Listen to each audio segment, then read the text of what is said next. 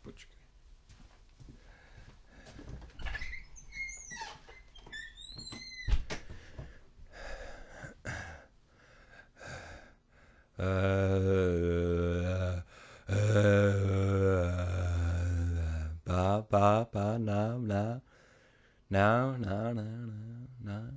Strč prs, strč prs, strč prs, od Prokopa ku Prokopu, kyklop koule koulí. Od Prokopa ku od koploku, od poklopu ku koplopu. Od poklopu ku poklopu, kyplop koule koulí. Od poklopu ku koplopu, kyplop koule poulí. Od poklopu ku klokopu, kyplop koule koulí. Panáčik. Panáčik. Panáčik. Panáčik je multimediálna platforma vedená Tomášom Panáčikom Moravanským, ktorá funguje na princípe spolupráce viacerých ľudí z oblasti výtvarného umenia, hudby, performance divadla, filmu či videoartu. Projekt datuje svoj vznik do roku 2006. No prvý riadny album, ktorým dal o sebe vedieť, bol album Záhrada z roku 2012, ktorý bol pokrstený na minuloročnom hudobnom festivale Pohoda. Vystúpenie získalo od známej recenznej platformy virtualfestivals.com vyššie hodnotenie ako headlinery Lou Reed a Elbow.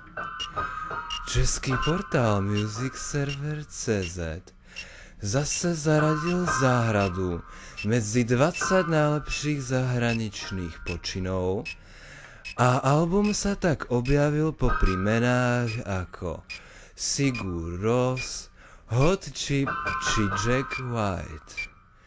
Živé vystúpenia Panáčik zakladá na kombinácii hudby a performance s dôrazom na vizuálnu stránku.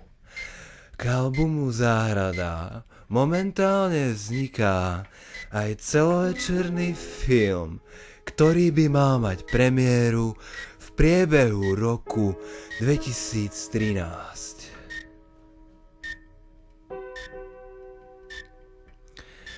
Panáčik chystá v blízkej dobe nový album nesúci názov Mrakodrap. Naším snom je vydať album na nesmrteľnom médiu vinila.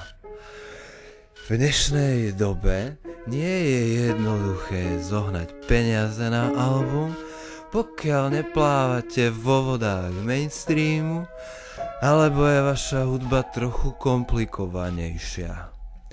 Preto sme sa rozhodli, že požiadame našich priaznivcov, ktorí ocenia našu snahu hudbou zachytiť komplikované a silné emócie, či snahu robiť veci inak.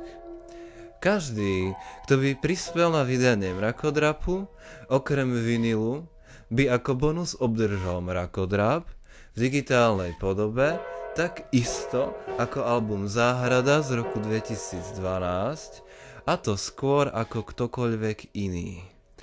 Okrem toho, voľné vstupy na všetky akcie týkajúce sa tohto projektu, či už koncertu, divadla a iných kultúrnych akcií, ktoré robíme.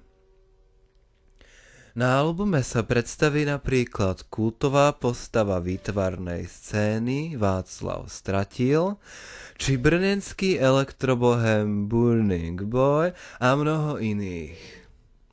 Album bude sprevádzaný množstvom grafického materiálu a postupne aj videoklipmi. Prvý videoklip ako single 300 iskier je už od marca na svete.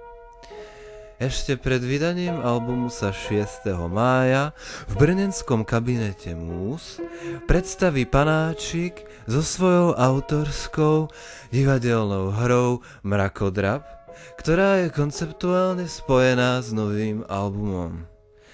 Rozhodnite vy, či Mrakodrap vyjde na vinile alebo nie.